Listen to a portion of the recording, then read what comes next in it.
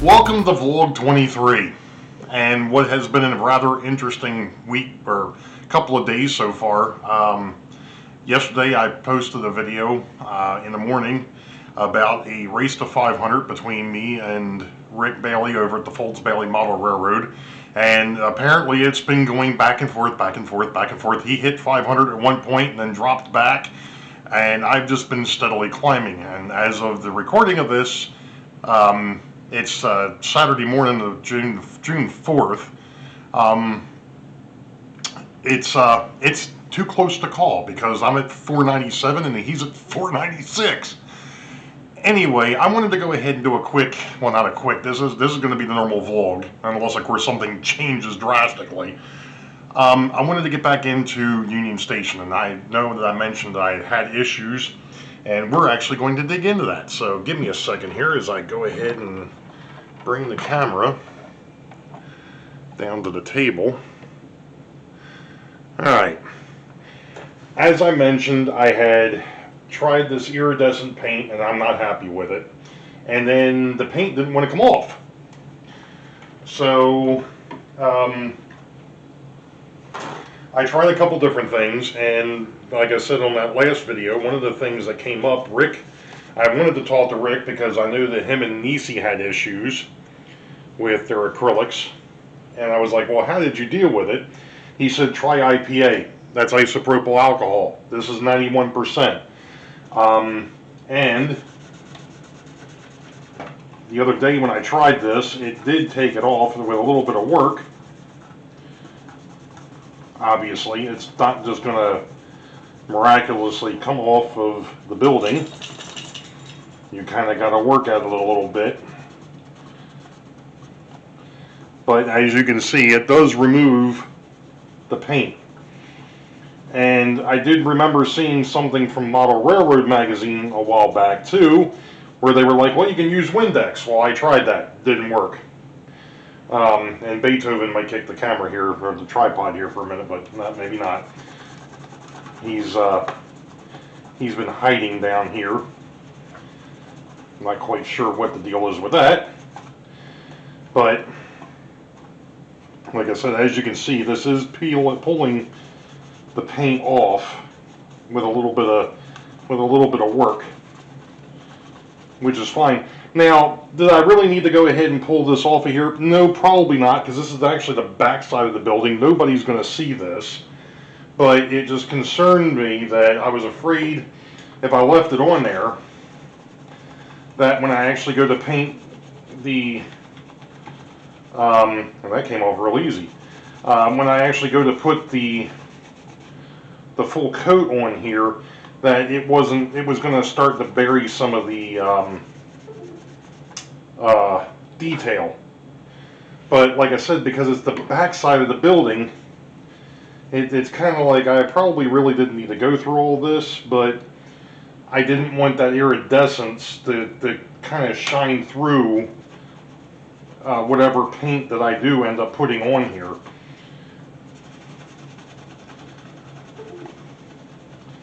And to be perfectly honest, the other paint, the white paint that was on here originally, what I first tried, is coming off a lot easier than what the iridescent paint is.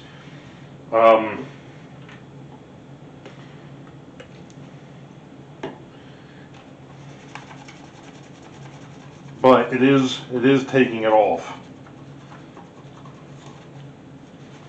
at least for the most part. And I'm kind of happy with just getting the bulk of it off of here. So it doesn't have to be perfect. Like I said, this is the back side of the building, and nobody's going to see this. Probably going to see this anyway.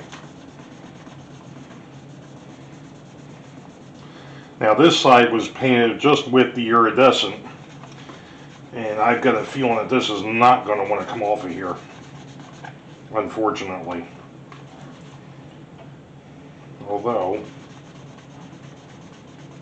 God, that stuff's strong. Whew. It is coming off. Just need a little bit more elbow grease.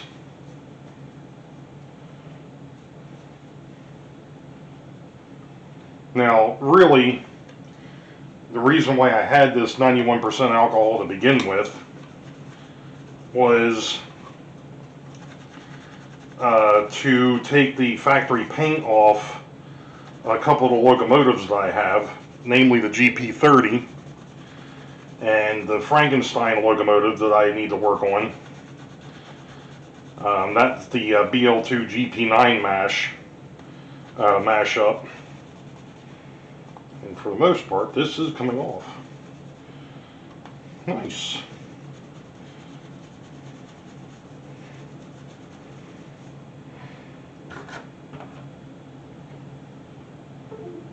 Yeah.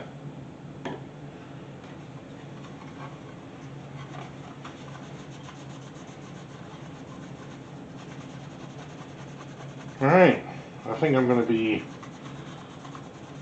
You don't need to see me finish this up, so we'll be back. As soon as I figure out what to do with the remote. There it is. Alright, so after what was a rather wild weekend, at least in YouTube land, whew, yeah. That, folks, was nuts. Anyway, that's in the other video. So what we're going to do tonight is I went to the store the other day. I actually went to Michael's this time, and they had a sale on paint. And as I've mentioned before, I've been having issues with Union Station here, trying to find the color that I want.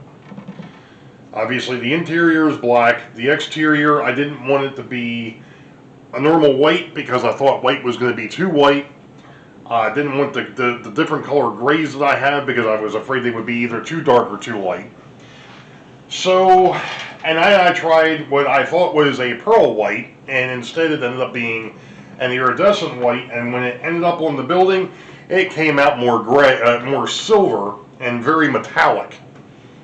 That obviously wasn't going to work for a building that's supposed to be made out of stone or brick. So, after I got done the other night at a function, I went ahead and I found this. Now, this is folk art, matte finish paint. It's acrylic as well. But this is called linen. It is a off-white, almost a tan. So we're going to put a little bit of that in the palette over here, and we're going to see what this looks like on the building. Now granted, it's probably going to take more than one coat, and I'm cool with that because I am in absolutely no rush. Well, I am, but I'm not to get things done around here. You know, as they say, Rome wasn't built in a day. It would have been helpful if I just would have brought over, you know what, I've got this. There we go.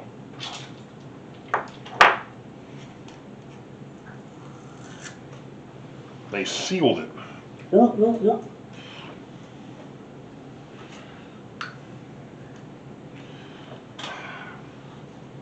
of course, now I've got paint all over my fingers. John number 2 from Schuylkill River Valley last night.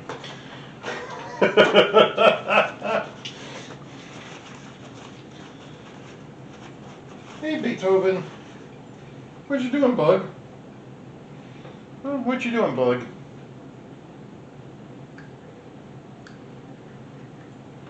Should have opened the bottle first, I guess. Anyway, so we'll see what we get. I'll be back in a minute. Well, I think I found my color. I'm not sure how well this is going to show up on camera, but the top is still gray and the bottom 2/3 of this are now that tannish color. This is what it looked like, or actually if you really want to get there, that's what it looked like. This is what it looks like now. Now, when you're looking at this, you might be wondering, okay, so what are you going to do with the mullions and the other architectural details here? They're going to get painted a different color. I'm actually thinking about maybe painting them white to have that contrast. The below the window and the base, I might actually end up painting those that gray color that I've got over here, and actually leaving them a gray. What this here is natural gray. So I might go that route with them.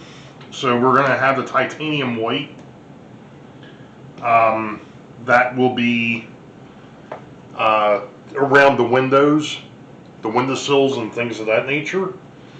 And then we'll use the natural gray for the other architectural details. So the brick is going to be this linen color. And like I said, it doesn't look like much at the moment because it has to dry and I have to put a second coat on here. But just the initial color, I'm pleased with. It's not a white, it's not a gray, and it kind of reminds me more of of a stone instead of a cinder block or a marble. So this could be interesting. I think with the color combination with the white, the gray, and then this linen color, I think I may have actually hit on something. So I'm going to go ahead and continue painting this thing, and I'll show you what we got a little bit later. Okay, folks, so Monday I actually did get through getting the first coat on here, and I'm not sure how it's going to show up. Oh, I know what that is. I'm not sure how well it's going to show up on camera, but that is the color. Obviously, it's only the first coat. This is, like I said, this is linen. I'm going to go ahead and I'm actually going to start on the second coat now. But I got, even the big part, for the most part, is at least got one coat. Now, one of the things you're going to notice, and I think I may have already mentioned this, if I have, you can ignore me. If I didn't, then fine. The top part here, or these two areas here, are still gray. They're going to get painted the same color. The reason why I hadn't painted them yet is that's where I'm holding it. So, I'm doing this in stages. So, I'm going to get back to it, and we'll be back. Okay, so trying to get around these architectural details on this model are a pain in the rear end. But I did get the second coat of linen on there, and I started painting around the mullions, around the windows. I just noticed that I missed getting the gray, getting that linen in there. Around that window because that's still stone in there, but I'm happy with the way that the color itself came out. Now it's going in here and painting the details, and like I said, if you notice, I still haven't painted up there. It's because I'm using that as a handhold. That'll be the last part that will get painted. So I'm also going to come back and I'm going to paint these doors. These are Yeah. Cargo doors. I'm going to go back and I'm going to paint those a different color instead of that flat black that they are. So, like I said, I've got the whole bottom part of the building painted. Of Union Station is now the that linen color. The same thing with these doors here. These will get painted probably some sort of a dark brown or something of that nature. But I mean, this thing is going to still take a bit before I get it back together. There was one other thing I wanted to mention, and that is the fact that with these big windows, there is when it was first built, there were these neat little overhangs that are supposed, and that's not even going to show up on camera because my big freaking hands are in the way. But they had these overhangs that sat underneath that sat down on the edge of the window, and they had these neat little plastic pieces that actually held it up. Well, needless to say, the plastic pieces are no longer there. So I'm going to, because of the fact that the little nubs or where those pieces sat are still in the brick, I'm thinking what I might actually end up doing is taking some of my thin wire that I've had from that 20 some gauge wire that I use for other things, and cutting that down and using that to replace those plastic pieces that were originally holding those up.